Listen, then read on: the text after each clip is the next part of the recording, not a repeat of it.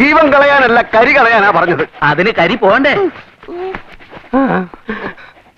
ഒരച്ചൊരച്ച് അവന്റെ തോല് പൊളിക്ക്.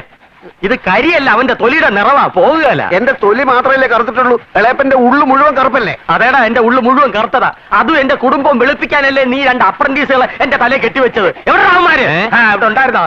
സൂര്യൻ അസ്തമിക്കുന്നതിന് മുമ്പ് ഇവന്മാരെ ഇവിടുന്ന് പറഞ്ഞു വിട്ടോണം, അല്ലെങ്കിൽ തന്നെ ഞങ്ങൾ പോവാ. അവര് മാത്രമല്ല ഞാനും. ആദ്യം എന്റെ ഒറിജിനൽ കളറൊന്ന് കിട്ടിക്കോ. അപ്പൊ നിനക്ക് പോകാൻ ഉദ്ദേശമില്ല.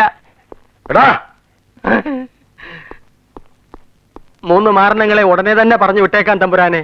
അവന്റെ ദേഹത്തെ വർക്കൊന്ന് കഴിഞ്ഞോട്ടെ. അവരെ ഇവിടെ നിന്ന് പറഞ്ഞു വിടാൻ പാടില്ല എന്ന് പറഞ്ഞു പത്മിനിക്കുട്ടി.